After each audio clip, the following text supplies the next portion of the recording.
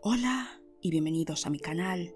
Hoy os voy a hablar del caso de Kalinka Bambersky, una adolescente francesa que apareció muerta en extrañas circunstancias en Lindau, una turística localidad alemana, en el verano de 1982. Una muerte aparentemente inexplicable que enfrentó a la justicia alemana y francesa durante casi 30 años. La víspera de la tragedia, Kalinka disfruta de una agradable jornada estival en compañía de su hermano pequeño, practicando uno de sus deportes favoritos. Como de costumbre, la joven se muestra alegre y llena de energía. Nada hace presagiar que en menos de 24 horas aparecerá muerta en su cama sin causa aparente, dando así comienzo a uno de los casos más controvertidos acontecidos en Alemania. Pese a que en un primer momento el forense dictamina que la muerte del adolescente se debió a causas naturales, semanas después del trágico suceso, el padre de Kalinka pondrá en cuestión la versión oficial, afirmando que su hija fue asesinada. A pesar de que las pruebas apuntan en una única dirección, la justicia alemana se niega a arrestar al principal sospechoso, por lo que el padre de la joven se verá obligado a iniciar una cruzada contra el sistema judicial francés y alemán, que finalmente le llevará a tomarse la justicia por su cuenta para evitar que el asesino de Kalinka salga impune. Espero que este caso os despierte la curiosidad y que os animéis a investigar. Sin más dilación, adentrémonos en esta historia. Kalinka nace el 7 de agosto de 1967 en la ciudad portuaria de Casablanca. Es la hija primogénita de André Bambersky, contable de profesión, y Danielle Gonin, ama de casa, un matrimonio francés expatriado en Marruecos a causa de motivos profesionales. A principios de la década de los 60, Bambersky, nacido en Francia pero de origen polaco, decide emigrar al país norteafricano junto a su esposa en busca de un futuro mejor. Al poco tiempo de instalarse en Casablanca, se pone al frente de una empresa en la que logra obtener un gran éxito profesional. El matrimonio vive holgadamente en una de las zonas más exclusivas de la ciudad con sus dos hijos, Kalinka y Nicolás, los cuales asisten a un prestigioso liceo francés. A simple vista, el matrimonio lo tiene todo para ser feliz. Sin embargo, la relación hace aguas. André trabaja largas horas y debido a ello, su esposa se siente desatendida emocionalmente. En 1970, cuando Kalinka tiene 3 años, Daniel conoce a un atractivo médico alemán en el colegio de sus hijos. Se trata de Dieter Kronbach, un doctor empleado por el consulado de su país para realizar pruebas médicas a ciudadanos marroquíes que deseen emigrar a Alemania. Al igual que Daniel, Dieter está casado y tiene 2 hijos de su primera mujer, la cual había fallecido años antes. Daniel y Dieter no solamente llevan a sus hijos al mismo colegio, sino que además viven a escasos metros de distancia en un acomodado barrio de Casablanca. La atracción entre ambos es tal que su estado civil no les impide comenzar una aventura amorosa a espaldas de sus respectivas parejas. En 1974, tras casi una década en Marruecos, André Bambersky, totalmente desconocedor del affaire de su esposa, decide que ha llegado el momento de regresar a Francia. Este cambio repentino de residencia no es impedimento para que los amantes continúen su historia de amor en suelo francés. Cuando la familia Bambersky vuelve a Toulouse, Dieter Kronbach alquila un apartamento en la ciudad para poder seguir viendo a Daniel. Finalmente, en 1975, esta le pide el divorcio a su marido. Poco después, abandona Francia para mudarse a la localidad alemana de Lindau, en Baviera, donde ahora reside el Dr. Kronbach, el cual también ha dejado a su esposa. Sorprendentemente para la época, Daniel deja a sus hijos al cuidado de su exmarido y durante los siguientes 5 años apenas mantiene contacto con ellos. En 1977, Dieter Kronbach y Danielle Gonin contraen matrimonio. Este es el tercero para el médico. Tanto Kalinka como su hermano Nicolás echan mucho de menos a su madre, la cual ha desaparecido de sus vidas de la noche a la mañana. Ambos experimentan el divorcio de sus padres como un hecho sumamente traumático. En 1980, André Bambersky decide que lo mejor para él y sus hijos es volver a Marruecos, donde cree que podrán tener una vida mejor. Contra todo pronóstico, su exmujer se opone a esta decisión y decide impedirlo, solicitando la custodia total de sus hijos, la cual le es concedida ese mismo año. A partir de ese momento, Kalinka y Nicolás se trasladan a vivir a Lindau con su madre, padrastro y los 2 hijos de este, Diana y Boris. Pese a que aparentemente Kalinka se adapta bien al cambio, al poco tiempo de llegar a Alemania, sus notas se empeoran y comienza a expresar su deseo de regresar a Francia junto a su padre. La adolescente está interna en un liceo francés de Freiburg a 2 horas de Lindau y únicamente regresa a casa algunos fines de semana y durante las vacaciones escolares. 2 años después, André Bambersky y su exmujer acuerdan que Kalinka y Nicolás regresen a vivir a Francia. Su vuelta estaba prevista para septiembre de 1982, justo después de las vacaciones de verano.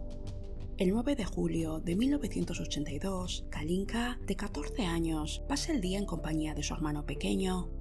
Los adolescentes cogen sus bicicletas y se dirigen al lago Constanza, lugar donde pasarán horas practicando uno de sus deportes favoritos, el windsurf. Kalinka es una joven atlética a la que le apasionan los deportes, entre ellos el esquí y el patinaje sobre hielo. Aquel día, las temperaturas eran sumamente elevadas en Lindau, pero eso no es impedimento para que los hermanos Bambersky pasen prácticamente toda la jornada fuera de casa. Tras acudir a la piscina, Kalinka y Nicolás regresan a casa en torno a las 7 de la tarde para cenar. Durante la cena, la familia debate animadamente acerca de cómo han pasado el día. Kalinka le cuenta a su madre y a su padrastro lo mucho que ha disfrutado en el lago. Sin embargo, expresa cierto malestar porque le ha dado demasiado el sol. En cuanto termina de cenar, los hermanos Bambersky se van a dormir. Daniel y el Dr. Kronbach se van a dar un paseo con su perro. Cuando regresan a su domicilio, bien entrada la noche, los jóvenes ya están dormidos.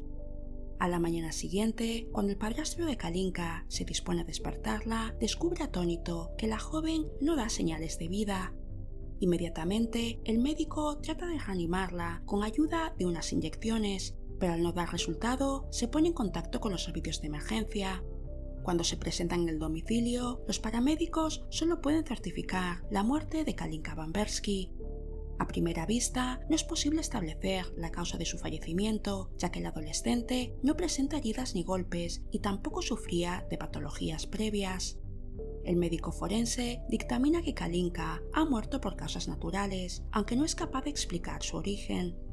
Esa misma mañana, en la pequeña localidad de Peshbusk, a más de 1000 kilómetros de distancia, André Bambersky recibe la trágica noticia a través de una llamada de su exmujer. En ella, Daniel le comunica que Kalinka ha fallecido. Cuando André, consternado, le pregunta cuál ha sido la causa de la inesperada muerte, su ex le responde que posiblemente se haya tratado de un golpe de calor, ya que el día anterior Kalinka había estado expuesta al sol durante mucho tiempo. Inmediatamente, André Bambersky se traslada a Lindau para recoger el cuerpo de su hija. Tras realizársele la autopsia, regresa a Francia con él para darle sepultura. En un principio, André Bambersky se ve sin fuerzas para cuestionar la versión oficial, ya que la muerte de su hija la ha dejado completamente desolado. Siendo conocedor de que Kalinka gozaba de una salud formidable, comienza a sospechar de que alguien estuvo involucrado en su muerte. Una hipótesis que se ve confirmada cuando recibe la documentación referente a la autopsia y el informe de la policía. En su opinión, la información contenida en dichos documentos no deja lugar a dudas. Kalinka fue asesinada. Según la declaración de Dieter Kronbach, aquella noche se cruzó con Kalinka en la cocina mientras los demás miembros de la familia dormían. La adolescente le explica que es incapaz de conciliar el sueño y le pide que le proporcione un somnífero. El doctor así lo hace. En torno a las 12 de la madrugada, al ver que Kalinka sigue despierta, el médico le dice que tiene que intentar dormir y acto seguido apaga la luz de su habitación. Esa será la última vez que la vea con vida. Esta es la primera vez que André Bambersky oye hablar de este encuentro nocturno, ya que su exmujer le había dicho que tanto ella como su pareja no habían vuelto a ver a Kalinka después de que ésta se fuera a dormir tras la cena. La omisión de esta información tan relevante hace que Bambersky empiece a sospechar de que no están diciendo toda la verdad. Kalinka presenta unas marcas sospechosas de pinchazos en los brazos, pierna derecha y tórax. Cuando es preguntado acerca de esto, el Dr. Kronbach, además de explicar las inyecciones utilizadas para la reanimación, relata que la tarde anterior, en torno a las 8:30, le inyectó a su hijastra un complemento de hierro y cobalto para promover el bronceado. Sin embargo, poco después cambia de versión y afirma que el propósito de la inyección no era otro que el de combatir la anemia que la joven llevaba tiempo padeciendo. Según el médico, Kalinka se había mostrado cansada y falta de energía recientemente, una afirmación que Andrzej Bamberski niega rotundamente. Kalinka jamás había tenido problemas de salud de tales características y mucho menos dificultad para conciliar el sueño. En los meses posteriores a la tragedia, la policía alemana consulta con especialistas en la materia en busca de respuestas que puedan ayudar a esclarecer la misteriosa muerte de Kalinka Bamberski. Sus conclusiones no dejan lugar a dudas. La adolescente no falleció por causas naturales, sino que perdió la vida poco después de que la inyección de hierro y cobalto le fuese administrada. La información más preocupante viene de la mano de la autopsia. Es ahí donde Andrzej Bamberski descubre los aspectos más sórdidos de la muerte de su hija. Kalinka tiene un desgarro de 1 centímetro en sus partes íntimas y hay restos de sangre fresca en la zona genital.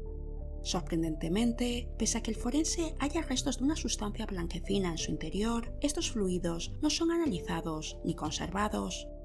Y eso no es todo. En el informe se afirma que el adolescente murió entre las 3 y las 4 de la madrugada.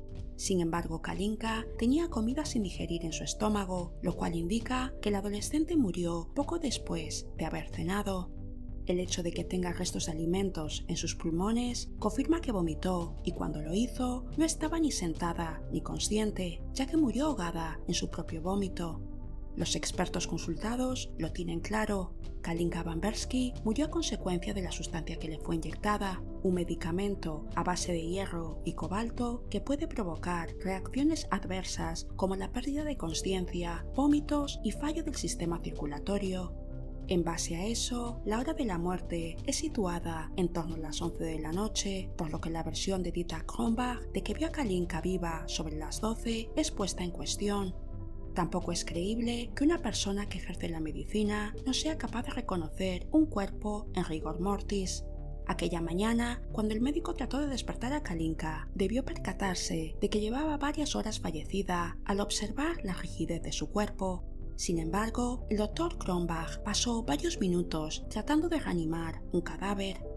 Andrzej Bamberski cada vez tiene más claro quién es el responsable de la muerte de su hija. Todas las pruebas apuntan en una sola dirección, Dieter Kronbach.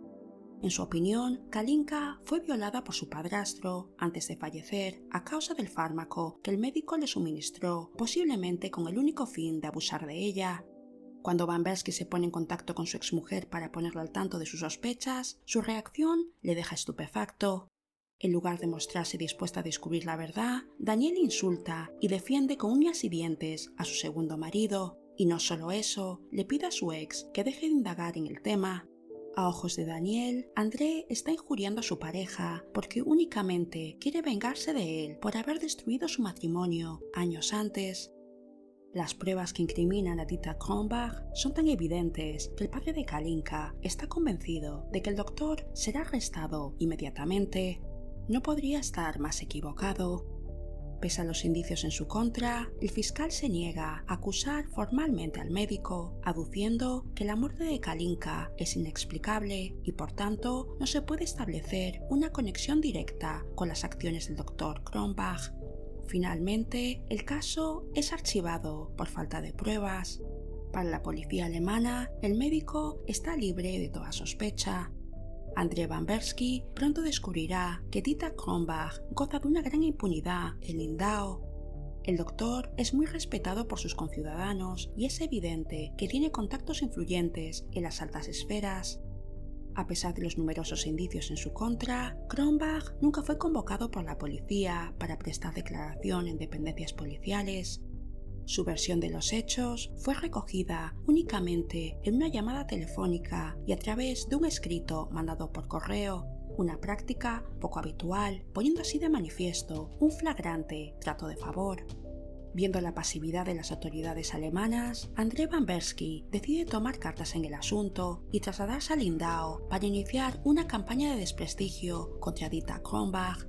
En septiembre de 1983, durante el concurrido Festival de la Cerveza de la localidad, el padre de Kalinka distribuye varios panfletos entre sus habitantes en los que acusa directamente al médico de la violación y asesinato de su hija. En los folletos incluye la dirección del Dr. Kronbach y afirma que las autoridades locales le están protegiendo y encubriendo su crimen. Como era de esperar, André Van Bersky es detenido. Dieter Kronbach le denuncia por difamación y finalmente gana una demanda en la que el padre de Kalinka es obligado a pagar una cantidad equivalente a 150.000 euros de hoy en día. Pese a que sus familiares le aconsejan que pare, Van Bersky está decidido a continuar su lucha hasta ver al asesino de su hija entre rejas. En 1984, 2 años después de la muerte de Kalinka, el abogado de André Van Bersky logra que las autoridades francesas se involucren en el caso valiéndose de una estrategia judicial por la cual la justicia del país galo puede formar parte de la investigación de un caso que concierna a un ciudadano francés en el extranjero, siempre y cuando éste haya sido objeto de una infracción penal. Las autoridades alemanas se niegan a reabrir el caso o a colaborar con ellos, pero finalmente un magistrado francés autoriza la petición del padre de Kalinka de exhumar su cuerpo para que sus órganos genitales puedan ser analizados y pueda llevarse a cabo una segunda autopsia. Pero cuando los forenses franceses examinan el cuerpo de la joven, se percatan de que su aparato genital externo ha sido extraído en su totalidad. Anteriormente, los médicos alemanes que llevaron a cabo la primera autopsia habían asegurado que el aparato había sido devuelto al cuerpo y, por tanto, Kalinka había sido enterrado con él. Cuando la justicia francesa pide explicaciones al respecto, los alemanes cambian de versión y alegan que el aparato genital de Kalinka fue conservado con el fin de realizar pruebas adicionales, pero misteriosamente se perdió y no habían podido dar con su paradero. Desafortunadamente, sin el análisis de sus genitales, los forenses franceses no pueden determinar si Kalinka fue violada antes de su muerte. En marzo de 1995, tras 13 años de callejones sin salida, se logra un avance significativo en la investigación. La justicia francesa llega a la conclusión de que la joven falleció a causa de la inyección de su padrastro y acusa formalmente a Dieter Kronbach de homicidio. Sin embargo, las autoridades alemanas se niegan a extraditarlo y presionan a sus homólogos franceses para que desistan en su empeño de llevar al doctor ante la justicia, pero no logran su objetivo, ya que el procedimiento sigue adelante. Como era de esperar, el médico no se presenta a la comparecencia y en su lugar, un consejero de la embajada alemana acude al juzgado con la intención de interceder ante el presidente del tribunal para intentar que el proceso no continúe. En la reunión queda patente que los intereses nacionales deben primar sobre los personales para evitar así una crisis diplomática entre ambos países. Para Alemania, Dieter Kronbach está libre de toda sospecha. Kalinka murió por causas naturales y por tanto es un caso cerrado. Finalmente, el juicio se celebra in absentia en Francia y pese a no haberse presentado, el doctor es condenado a 15 años de cárcel por homicidio involuntario, puesto que el juez considera que Kronbach no le suministró el fármaco a Kalinka con la intención de matarla.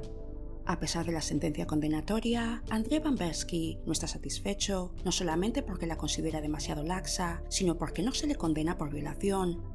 Dieter Kronbach mueve ficha y apela a la Corte Europea de Derechos Humanos, alegando que no tuvo la oportunidad de defenderse durante el juicio.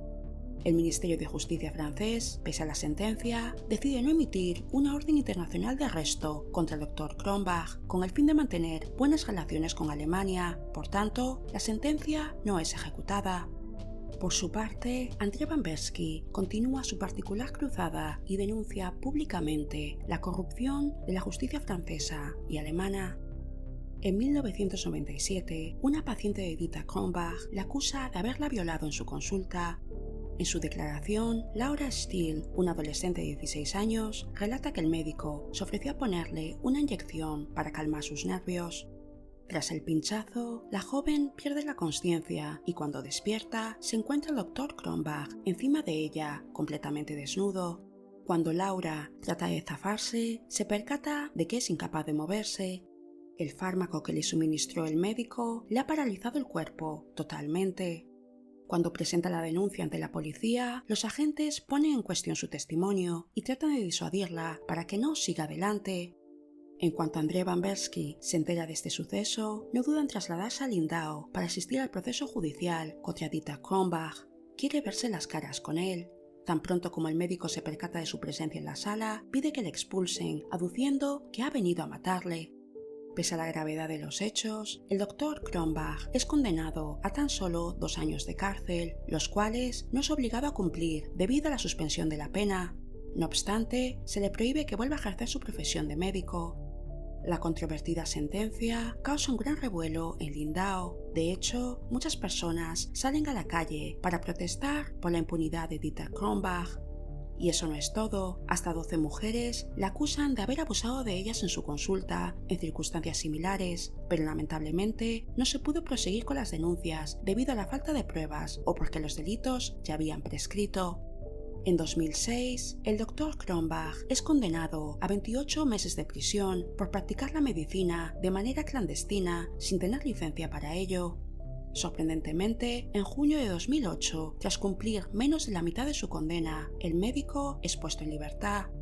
En 2009, 27 años después de la muerte de Kalinka, Andrzej Bamberski, temiendo que el caso de su hija prescriba, decide que ha llegado el momento de tomarse la justicia por su cuenta. La pasividad de la justicia francesa y alemana no le ha dejado otra opción, ya que no puede permitir que Dieter Kronbach salga impune. Bamberski viaja a la región de Bavaria con frecuencia con el único objetivo de seguirle los pasos al asesino de su hija. Para ello, cuenta con la ayuda de un detective privado. El padre de Kalinka se percata que el Dr. Kronbach cambia de domicilio habitualmente y a menudo Bamberski pide la colaboración de sus vecinos para que le ayuden a espiarle. Habiendo agotado todas las vías posibles para llevarla ante la justicia francesa y tras ser informado de que no hay nada más que se pueda hacer al respecto, a Andrzej Bamberski únicamente le quedan 2 opciones: contratar a alguien para que lo mate o para que lo secuestre. Finalmente, se decanta por la segunda opción. Tras 2 intentos fallidos de encontrar a la persona adecuada para el encargo, el 9 de octubre de 2009, Bamberski conoce a Anton Krasniqi, un ciudadano kosovar residente en Austria. En cuanto se conocen, este le deja claro que no tiene intención de sacar beneficio económico del secuestro. Únicamente desea prestarle su ayuda por motivos meramente humanitarios. Pese a que han pasado casi 30 años desde la muerte de Kalinka, el caso ha adquirido una gran repercusión en los medios franceses y alemanes, por lo que Anton es conocedor de la desesperación de Andrzej Bamberski. Krasniqi se ofrece a prestar sus servicios de manera gratuita. Únicamente le pide que corra con los gastos derivados de la operación, aproximadamente 20.000 euros. Su plan es secuestrar al Dr. Kronbach en su residencia secundaria de Scheidegg y cruzar la frontera para dejarlo en Francia, un plan que logra llevar a cabo en tan solo 8 días. El 17 de octubre, en torno a las 9 de la noche, Anton Krasniqi, acompañado de otros 2 secuestradores, raptan a Dieter Kronbach cuando éste se dirige a enviar una carta. Los secuestradores le dan una brutal paliza al médico con un bate de béisbol, rompiéndole la nariz y causándole varias heridas, fracturas y moratones. Tras maniatarle y vendarle los ojos, el Dr. Kronbach es introducido en el vehículo a la fuerza. Los secuestradores conducen las 3 horas que separan la localidad alemana de la frontera con Francia y la abandonan maniatado y malherido en el patio de un edificio de Mulhouse, cercano a una comisaría. Sobre las 3 de la madrugada, un hombre con un marcado acento ruso o alemán llama a la comisaría para alertar a la policía del paradero de Dieter Kronbach, el cual es auxiliado minutos después. Al día siguiente, Andrzej Bamberski es detenido en la localidad francesa cuando se disponía a entregar el dinero a Anton Krasniqi en un hotel. La policía ha logrado identificar rápidamente al secuestrador gracias a un recibo que se le cayó cuando forcejeaba con el médico. Anton no tarda en confesar la trama. El padre de Kalinka es acusado de inducción al secuestro, un delito que podría acarrearle 15 años de prisión. Andrzej Bamberski no se esconde, reconoce los hechos y afirma que la justicia alemana y francesa no le dejaron otra opción. Pese a que Alemania exige que el Dr. Kronbach sea devuelto a su país y Bamberski y los secuestradores sean extraditados, la justicia francesa se niega. En cuanto se recupera de sus heridas, Dieter Kronbach, de 74 años de edad, es detenido y se ordena que se celebre un nuevo juicio en el que testifican varias mujeres que le acusan de haberlas drogado para abusar de ellas. El 22 de octubre de 2011, 29 años después de la muerte de Kalinka Bambersky, el Dr. Kronbach es encontrado culpable y por segunda vez es sentenciado a 15 años de cárcel por homicidio involuntario.